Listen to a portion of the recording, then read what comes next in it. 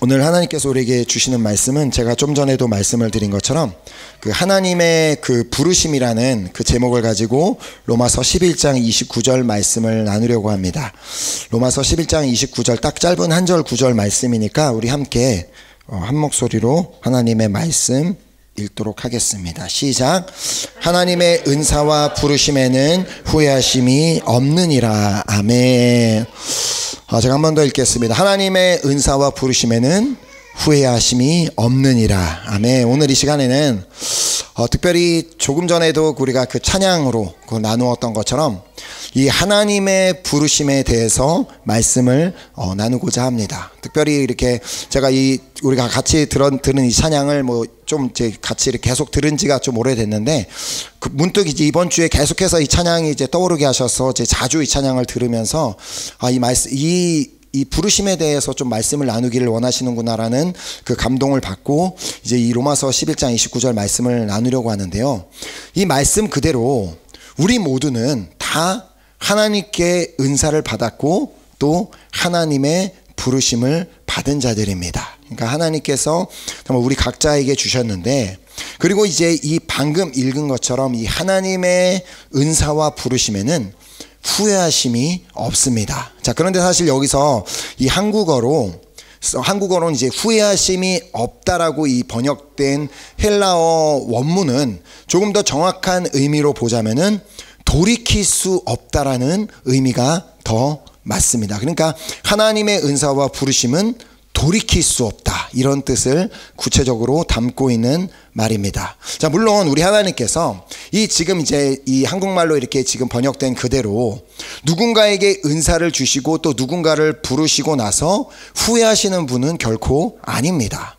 그래서 하나님께서 내가 쟤한테 왜 저 은사를 줬지? 내가 그러지 말걸. 저 은사 주지 말걸. 그렇게 하시거나, 내가 왜 하필이면 쟤를 불렀을까? 쟤 말고 다른 애를 불렀으면 좋았을 텐데 라고 그렇게 후회하시는 분이 아니라는 말입니다. 그러니까 하나님께서 만약에 누군가에게 어떤 은사를 주셨다면 분명 그 사람에게 가장 적합하고 그 사람에게 가장 필요한 은사가 무엇인지를 아시기 때문에 주셨음을 우리가 알아야 되는 것이고, 또 누군가를 부르셨다면 어찌되었든 하나님께서는 우리 모든 사람을 다 부르셨는데 그 하나님께서 그 사람을 부르셨을 때는 정확한 목적을, 계획을 가지고 그렇게 부르셨음을 우리가 알아야 하는 것입니다. 하나님은 어떻게 보면 일단 은사를 줘보시고 쟤한테 한번 이 은사를 줘봐야 되겠다, 그리고 일단 쟤를 여기에 불러봐야 되겠다라고 해보고 그 다음에 어떻게 되나 진행되는 것을 지켜보시는 분이 아니라는 말입니다.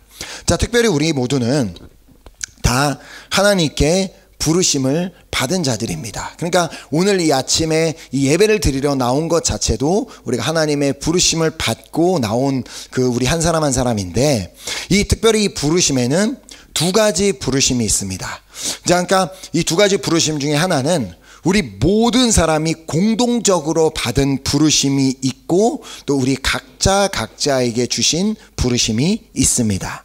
자, 그렇다면 먼저 모든 사람이 공통적으로 받은 부르심이 있다면 그 부르심에 대해서 이사야서 43장은 두 가지가 있다고 말하고 있습니다. 먼저 실절을 보면 내 이름으로 불려지는 모든 자 곧 내가 내 영광을 위하여 창조한 자를 오게 하라.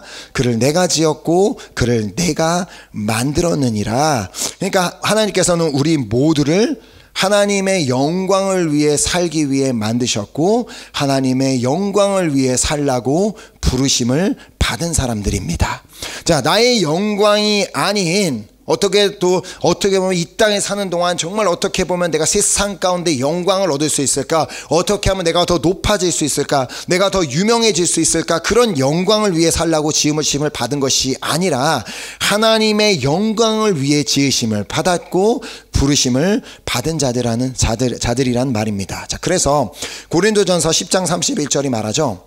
그런즉 너희가 먹든지 마시든지 무엇을 하든지 다 하나님의 영광을 위하여 하라. 왜냐하면 우리는 하나님의 영광을 위해 살도록 부르심을 받은 존재들이기 때문입니다. 자, 이것이 우리가 공동적으로 받은 첫 번째 부르심이고요. 그리고 두 번째 부르심은 이사야서 43장 21절에 이 백성은 내가 나를 위하여 지었나니 나를 찬송하게 하려 함이니라. 자, 그러니까 우리 모두는 다 하나님을 찬송하는 삶, 하나님을 찬양하는 삶을 살라고 부르심을 받은 존재들이란 말입니다. 제가 이전에도 한번 그런 얘기를 말씀드린 적이 있는데 구약이 이제 히브리어로 기록이 되어 있는데 히브리어로는 감사하다와 찬양하다가 똑같은 단어가 사용이 되었습니다. 그러니까 두 가지 의미를 담고 있지만 똑같은 단어가 사용됐다는 말은 뭐겠어요?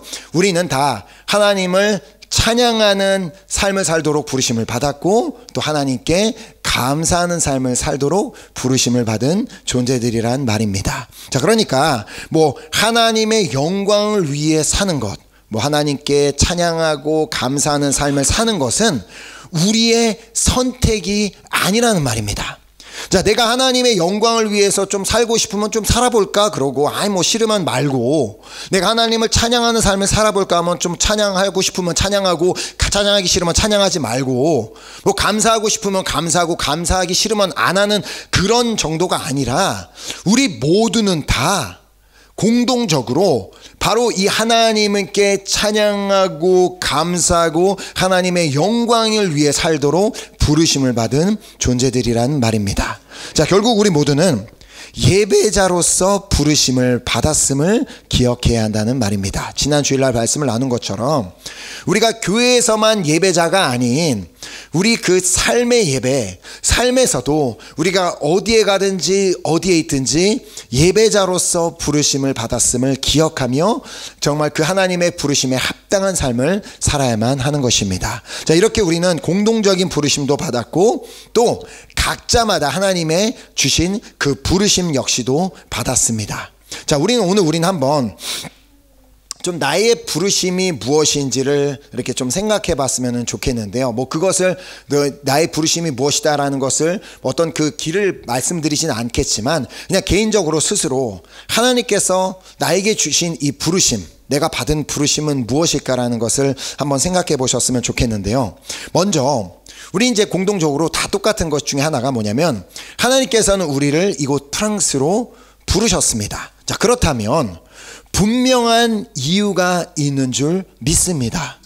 그냥 어쩌다 보니까 내가 뭐 유학지를 선택하다가 보니까 그냥 프랑스가 뭐 좀 제일 좀 싸고 그 지방이 거기가 제일 싸고 거기 프랑스 학교가 괜찮은 것 같아서 그러다 보니까 어쩌다 보니까 내가 와서 프랑스에 살고 있는 것이 아니라 하나님께서 이곳 프랑스로 우리 한 사람 한 사람을 부르셨다면 분명히 우리 한 사람 한 사람을 향한 그 계획과 목적을 가지고 이곳으로 부르셨다는 것입니다. 뭐 저의 삶을 보아도 처음에는 제가 프랑스에 오게 된 것은 저의 계획과는 아무 상관없이 부모님이 이곳으로 선교사로 오시게 되니까 저희가 따라왔을 뿐이지만, 그러나 감사하게도 저는 이곳에 도착하자마자 바로 이제 독일에 있던 수련회에 참석했다가 그곳에서 하나님께서 프랑스로 부르신 뜻을 즉각적으로 깨닫게 하셨습니다. 그러니까 그 목회자로서의 부르심, 주의 종으로서의 부르심을 받긴 했지만, 그러나 그게 끝이 아닙니다. 주의 종으로 부르심을 받았다 해서 난 주의 종으로 부르심 받았다, 끝이 아니잖아요.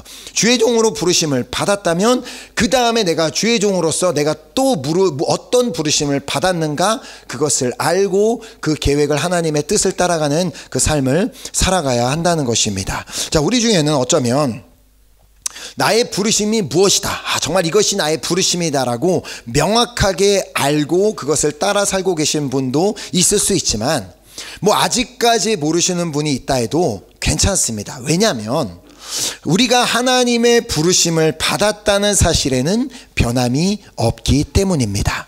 우리가 지금 모르고 있어도 우리 한 사람 한 사람을 향한 주님의 부르심이 분명히 있다는 것입니다.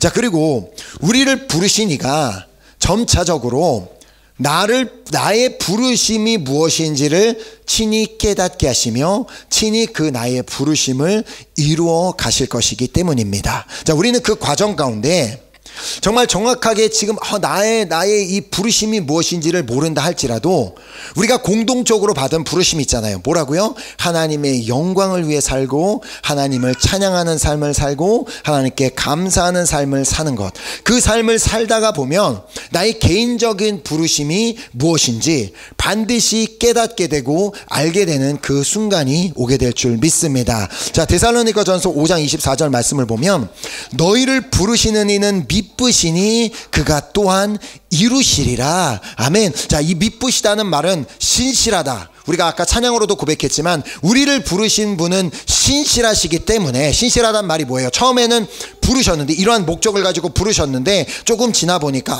이거 아닌 것 같다, 내가 잘못 생각했다라며 그 생각을 바꾸시는 분이 아니라 처음에 하신 약속을 끝까지 지키시는 신실하신 분이시기 때문에 그가 이루신다는 말씀입니다. 자, 오늘 이 시간에는 어쩌면 성경에 나오는 수많은 여러 인물들 중에 가장 위대한 부르심을 받았던 인물 중에 한 사람이라고 말할 수 있는 모세에 대해서 좀 말씀을 나누려고 합니다. 자, 모세가 부르심을 받는 장면을 이제 먼저 보도록 하겠는데, 어떠한 상황 가운데 부르심을 받았는지를 보면 출애굽기 3장 1절에 모세가 그의 장인 미디안 제사장 이드로의 양떼를 치더니 그떼를 광야 서쪽으로 인도하여 하나님의 산 호렙에 이르매. 우리가 뭐 이렇게 다 알고 있는 것처럼 그 애굽의 공주로 자라게 된, 그 공주의 아들로 자라게 된 그가 미디안 땅에서 양떼를 치게 된 이유는 다 알고 계실 것입니다. 뭐 자신의 백성인 이스라엘 사람을 좀 도와주려고 하다가 보니까 그만 살인을 저지르게 되었고, 그로 인해서 결국 애굽을 도망쳐 나온 모세는 미디안 땅에서 십보라라는 여인을 만나 결혼해서 살게 됩니다. 80세가 되는 나이까지 그냥 그렇게 양을 치는 사람으로, 그냥 양을 치는 것이 자신의 부르심으로 알고 그냥 그는 그렇게 살았습니다. 자, 그리고 그의 나이 80세가 되던 때에 하나님의 산 호렙산에서 양떼를 치고 있을 때에 하나님께서 갑자기 그를 찾아오십니다. 자, 이처럼 하나님께서 찾아오셔서 구체적인 나의 부르심을 말씀하실 땐 그 순간이 우리가 언제인지는 알지 못합니다. 그러나 이제 그 모세를 80세 때 찾아오셨던 것처럼 저는 우리 각자도 80세가 되어서야 하나님께서 꼭 부르심을 주신다고 믿지는 않는데, 분명히 이제 그때가 있는데 하나님께서 그때 불쑥 찾아오셔서는 그를 찾아오신 이유를 말씀하십니다. 이제 출애굽기 3장 7절부터 10절까지 쭉 긴 내용인데, 여호와께서 이르시되 내가 애굽에 있는 내 백성의 고통을 분명히 보고 그들이 그들의 감독자로 말미암아 부르짖음을 듣고 그 근심을 알고 내가 내려가서 그들을 애굽인의 손에서 건져내고 그들을 그 땅에서 인도하여 아름답고 광대한 땅, 젖과 꿀이 흐르는 땅, 곧 가나안 족속, 헷 족속, 아모리 족속, 브리스 족속, 히위 족속, 여부스 족속의 지방에 데려가노라 하노라. 이제 가라. 이스라엘 자손의 부르짖음이 내게 달하고 애굽 사람이 그들을 괴롭히는 학대도 내가 보았으니 이제 내가 너를 바로에게 보내어 너에게 내 백성 이스라엘 자손을 애굽에서 인도하여 내게 하리라. 자, 하나님께서는 이 부르심, 하나님께서 그의 부르심이 무엇인지를 깨닫게 하십니다. 하나님께서는 문득 그 어느 날 갑자기 찾아오셔서 모세를 부르신 뒤에 모세야 모세야 부르신 뒤에 그로 하여금 이스라엘 백성을 애굽에서 인도하여 내라는 그 사명, 그의 부르심이 무엇인지를 깨닫게 하십니다. 하지만 누구라도 쉽게 응하기는 어려운 부르심이었습니다. 특별히 모세는 그 애굽 바로 왕궁에서 자라면서 이 애굽과 이스라엘 백성 그 사이의 관계를 잘 알고 있는 사람이었습니다. 자, 그렇기에 이스라엘 백성이 그 애굽 땅에서 빠져나오는 것 자체가 거의 불가능하다는 사실을 그 누구보다 잘 알고 있는 사람이었습니다. 자, 그런데 하나님께서 어느 날 그를 찾아오셔서는 그를 지금 그 이스라엘 자손을 애굽에서 인도하여 내라는 말씀을 하십니다. 그것이 너의 부르심이다라는 말씀을 하십니다. 어쩌면 그렇게 모세가 처음 하나님께 보인 반응은 너무나도 당연한 반응이었습니다. 11절에 보면 모세가 하나님께 아뢰되 내가 누구이기에 바로에게 가며 이스라엘 자손을 애굽에서 인도하여 내리까. 지금 여기서 모세가 말하는 것은, 여기서 내가 누구이기라는 그 말은, 주님, 내가 애굽에서 지금 도망 나온 사람인 줄 모르십니까? 내가 거기서 지금 사고치고 나온 사람인 거 모르십니까? 근데 왜 나를 보내십니까? 라는 그 의미도 담겨 있고, 또 한편으로는 하나님, 나 정말 아무것도 아닌데, 아무도 나 아는 사람도 없고, 난 지금 양이나 치고 있는 사람인데 내가 누구라고 감히 바로 왕을 찾아가서 그 어마어마한 이스라엘 백성을 인도하여 낼 수 있습니까? 라는 그런 의미도 담겨져 있었습니다. 하지만 이 부르심이라는 단어 자체의 의미를 우리가 생각해 볼 필요가 있습니다. 자, 부르심을 받았다는 말은 누군가 나를 부른 사람이 있다는 말입니다. 자, 스스로 부르심을 받는 사람은 없습니다. 누군가를 불렀다는 것은 그 사람을 부른 사람이 있다는 것입니다. 자, 그렇게 중요한 것은 지금 내가 부르심을 받았다면 나를 부르신 대상이 누군지를 아는 것이 중요합니다. 자, 모세를 부르신 하나님께서는 그래서 그에게 말씀하십니다. 출애굽기 3장 12절에 하나님이 이르시되 내가 반드시 너와 함께 있으리라. 내가 그 백성을 애굽에서 인도하여 낸 후에 너희가 이 산에서 하나님을 섬기리니 이것이 내가 너를 보낸 증거니라. 하나님이 이르시되 내가 반드시 너와 함께 있으리라. 자, 모세를 부르신 하나님께서 하신 말씀입니다. 자, 이게 뭐예요? 모세를 부르신 하나님께서 친히 그와 함께 하시며 그의 부르심을 감당할 수 있게 하여 주신다는 말씀이었습니다. 자, 그래서 아까 우리가 보았던 말씀을 다시 한번 좀 그 주의 깊게 읽어보도록 하면 출애굽기 3장 7절부터 10절 내용을 다시 읽어보겠습니다. 여호와께서 이르시되 내가 애굽에 있는, 누가 말씀하고 있어요? 하나님이 내가 내 애굽에 있는 내 백성, 너 백성이 아니라 내 백성을 고통을 분명히 보고 그들의 감독자로 말미암아 부르짖음을 듣고 그 근심을 알고 내가 내려가서, 네가 혼자 가는 게 아니라 내가 내려가서 그들을 애굽인의 손에서 건져내고 그들을 그 땅에서 인도하여 아름답고 광대한 땅, 젖과 꿀이 흐르는 땅, 곧 가나안 족속, 헷 족속, 아모리 족속, 브리스 족속, 히위 족속, 여부스 족속의 지방에 데려가노라 하노라. 누가 데려간다고요? 내가, 하나님이 데려간다고 말씀하십니다. 이제 가라. 이스라엘 자손의 부르짖음이 내게 달하고 애굽 사람이 그들을 괴롭히는 학대도 내가 보았으니 이제 내가 너를 바로에게 보내어 너에게 내 백성 이스라엘 자손을 애굽에서 인도하여 내게 하리라. 자, 이 모세의 부르심의 시작과 끝은 하나님이었습니다.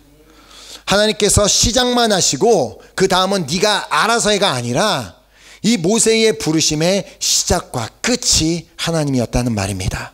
자, 혹시 오늘 나의 부르심이 무엇인지를 모르겠다고 말씀하신다면 여러분을 부르신 하나님께서 친히 그 부르심이 무엇인지를 깨닫게 하여 주실 것이며 받은 사명을 감당하는 그 과정 가운데도 계속해서 함께 하시며 그 하나님께서 친히 이루어 주실 줄 믿습니다. 아멘. 자, 그런데 모세가 이제 하나님께 묻죠.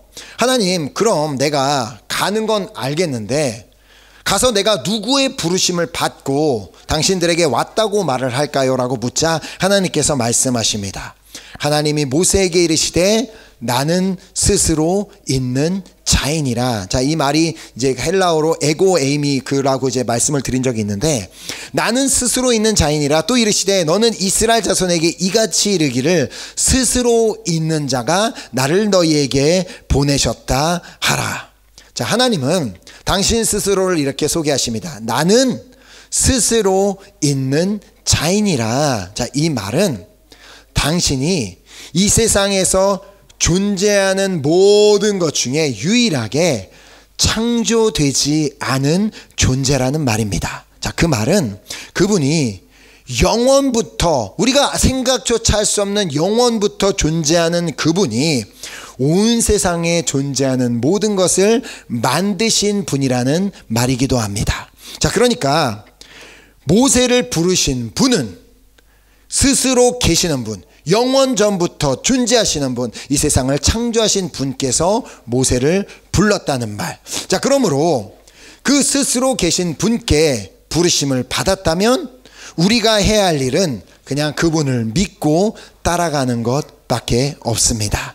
자, 모세의 입장에서도 마찬가지로 그냥 그 스스로 계신 하나님을 믿고 따라가는 것 뿐이었습니다. 자, 하지만 현실적으로 봤을 때 물론 그 하나님이 함께 하시는 것 오케이 알겠는데 좀 현실적으로 봤을 때 그것은 정말 너무나 불가능에 가까워 보이는 일이었습니다. 그래서 그는 하나님께 묻죠. 4장 1절에 모세가 대답하여 이르되 그러나 그들이 나를 믿지 아니하면, 누구예요? 그들이 뭐예요? 뭐 애굽 사람을 포함한 그 이스라엘 백성들까지 나를 믿지 아니하면 내 말을 듣지 아니하고 이르기를 여호와께서 내게 나타나지 아니하셨다 하리이다.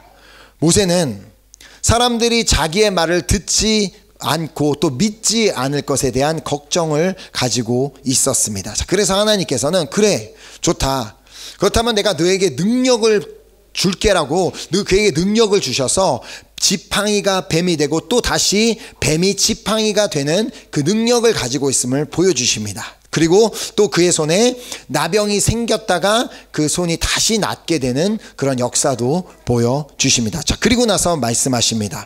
자, 4장 8절 9절에 여호와께서 이르시되 만일 그들이 너를 믿지 아니하며 그 처음 표적의 표징을 받지 아니하여도 나중 표적의 표징은 믿으리라. 그들이 이 두 이적을 믿지 아니하거든 너는 나일 강물을 조금 떠다가 땅에 부으라. 내가 떠온 나일 강물이 땅에서 피가 되리라. 지금 여기서 중요한 것은 처음부터 애굽에서 이스라엘 백성을 인도하여 내겠다라는 것은 모세의 생각이 조금도 아니었습니다. 자, 그냥 스스로 계신 창조주 하나님께서 주신 사명이었습니다. 모세에게 주신 부르심이었습니다. 자, 그렇다면 우리는 이미 이 출애굽기 내용을 다 알고 있고 뭐 만화로도 보고 뭐 영화로도 보고 다 해서 이 내용을 알고 있기 때문에 그 다음에 어떤 일이 일어날지를 다 알고 있어서 괜찮지만 지금 이 모세의 입장에서 봤을 때 지금 이 말을 듣고 있는 이 순간을 생각해 봤을 때 정말 이것이 이 하나님의 계획이라면, 이스라엘 백성들을 애굽에서 이끌어내고자 하는 하나님의 계획이라면 뭔가 좀 그 과정이 그냥 순탄하게 다 진행이 되도록 하셔야 되는데 이게 뭡니까? 뭐라고 말씀하세요? 야, 근데 너가 가서 거기 가서 그들한테 말을 한다 할지라도, 너가 지팡이가 뱀이 되는 그런 표적을 보여준다 할지라도 사람들이 잘 믿지는 않을 거야. 이게 무슨 말입니까? 그리고 두 번째 표적은 사람들이 믿기는 믿을 건데, 그런데 그것도 안 믿으면 나일강 물을 퍼다가 부어봐. 그러면은 그게 피가 될 거야. 도대체 이게 무슨 말입니까?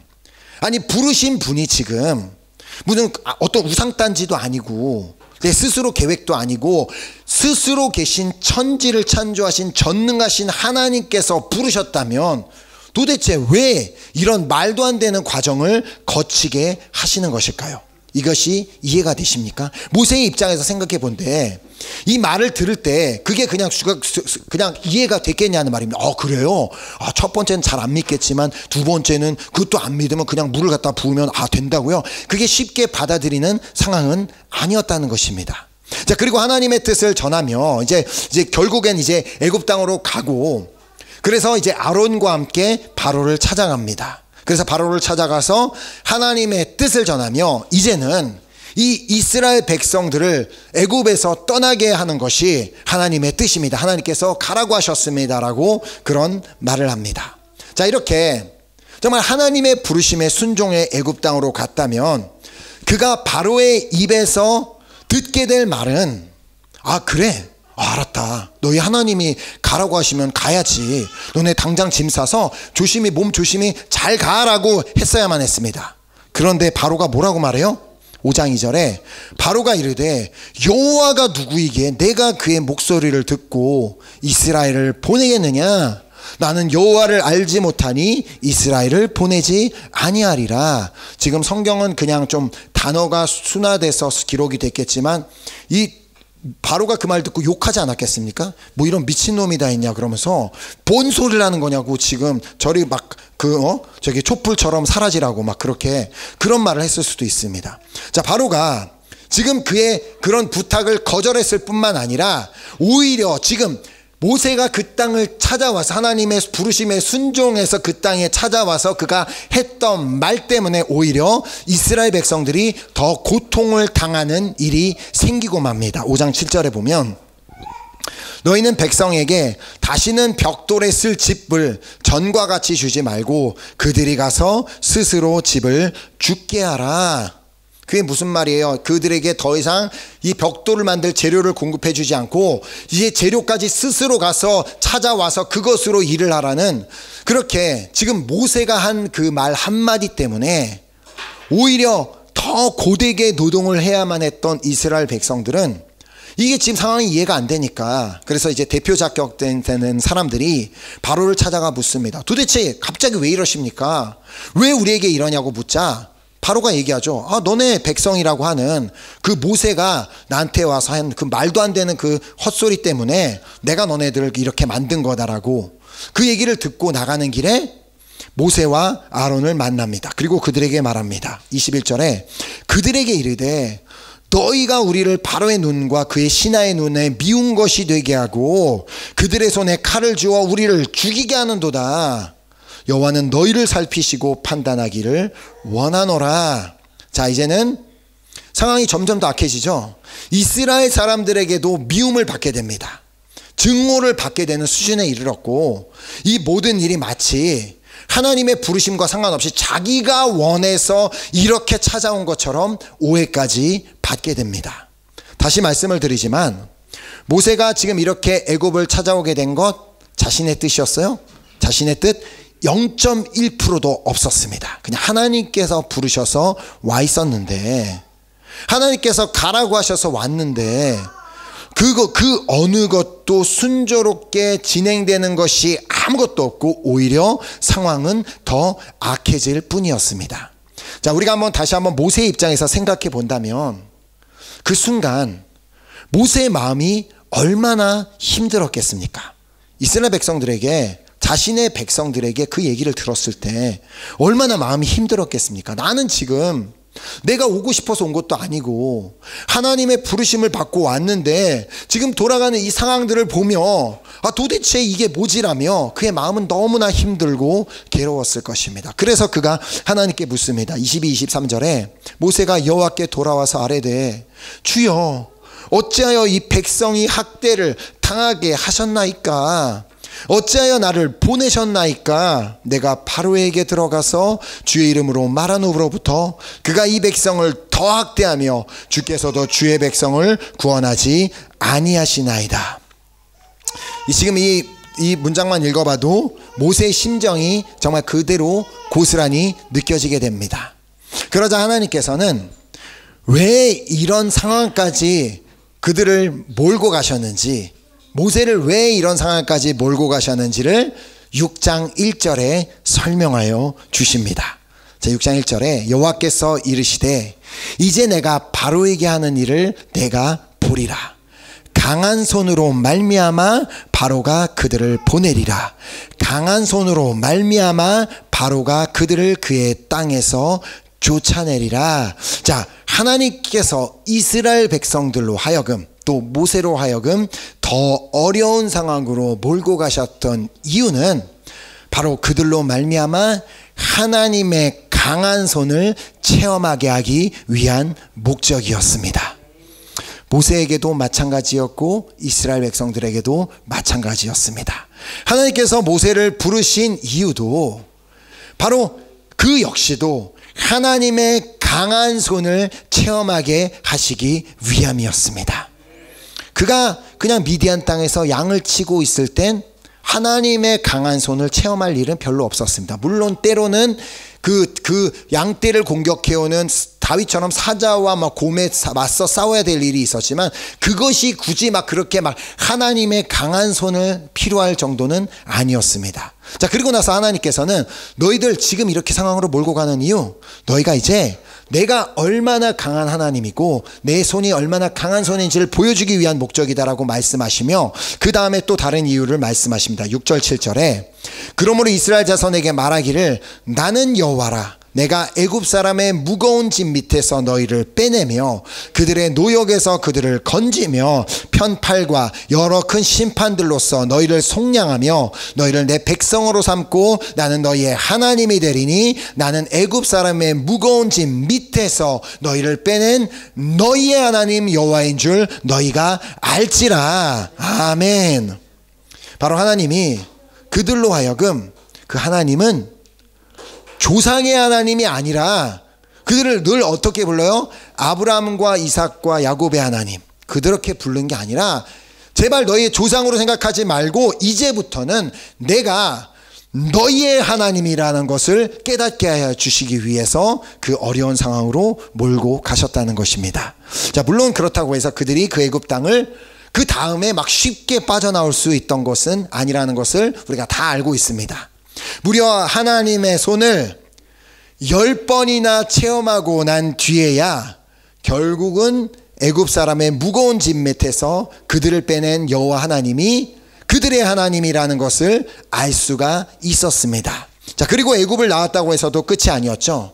그 애굽 땅을 굳이 이제 나와서 가고 있는데 이제는 홍해라는 문제를 만나게 되었고 그 홍해라는 문제 앞에서도 그 마지막 순간, 정말 그 위기의 순간에 다시 한번 하나님의 강한 손을 체험해야 했고 또 그 홍해를 건너니까 바로 무슨 가나안 땅, 젖과 꿀이 흐르는 땅이 나오는 게 아니라 그 홍해를 건넌 뒤에도 하나의 광야 가운데서 하나님의 강한 손을 계속해서 40년 동안 체험하고 난 뒤에서야 비로소 가나안 땅, 약속의 땅 가나안 땅에 들어갈 수 있었습니다. 자, 그러나 가나안 땅에 들어가는 것조차도 그냥 열린 문으로 환영하는 대로 들어가는 게 아니라 여리고성부터, 아니 그 전에 그 요단강을 건너는 순간부터 여리고성 그 다음 성들부터 순간순간마다 계속해서 하나님의 손을 체험해야만 했습니다.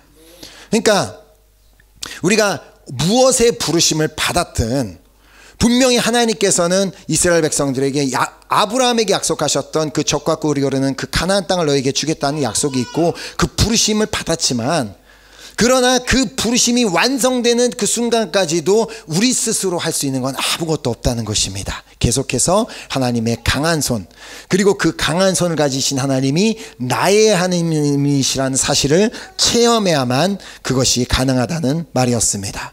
자, 모세는 분명한 하나님의 음성을 듣고 그 하나님의 음성을 통해 부르심을 받았던 사람이었습니다. 애매한 부르심이 아니었습니다. 뭐 어떻게 막 갑자기 어느 날 마음에 거기서 호렙산에서 양을 치고 있는데 마음에 갑자기 어느 순간 조금 감동이 들어서 애굽 땅에 돌아가서 꺼내는 게 하나님의 뜻인가? 그게 아니라 정말 선명한 음성으로 모세야 모세야 너는 지금 당장 애굽에 가서 이스라엘 백성들을 이끌어내라 라는 그 분명한 부르심을 받았던 사람입니다.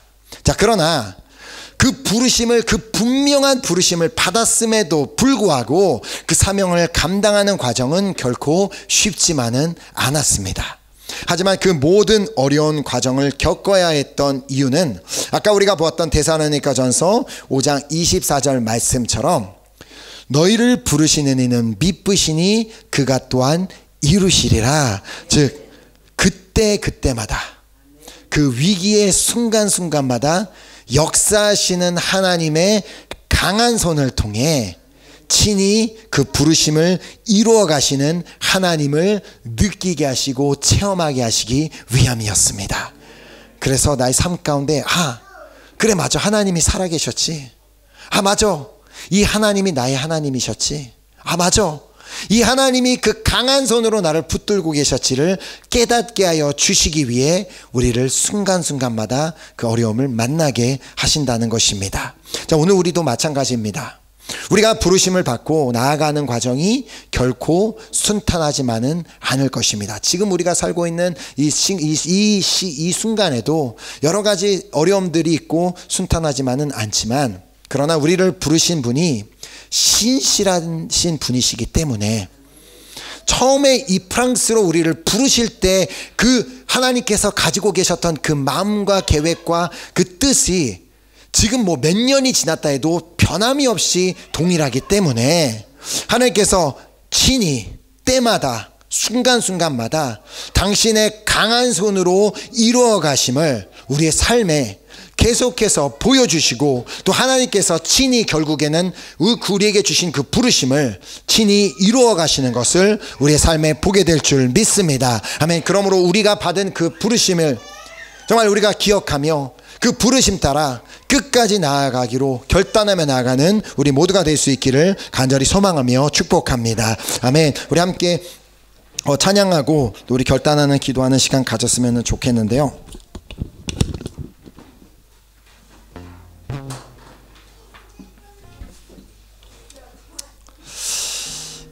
자, 이제 우리는 주님의 부르심을 받은 자라는 사실을 알게 되었습니다.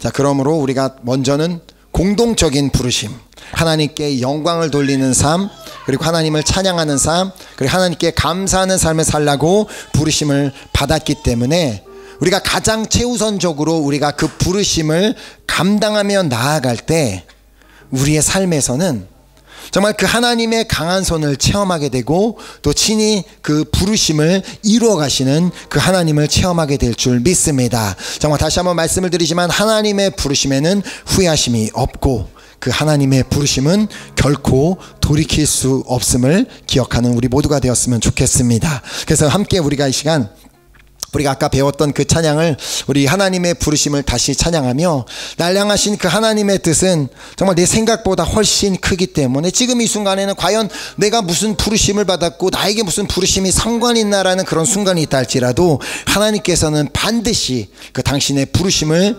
강한 손으로 인도하시며 이루어질 줄 믿습니다. 우리가 그 귀한 믿음을 가지고 우리 함께 찬양하고 우리 결단하는 기도하는 시간 갖도록 하겠습니다.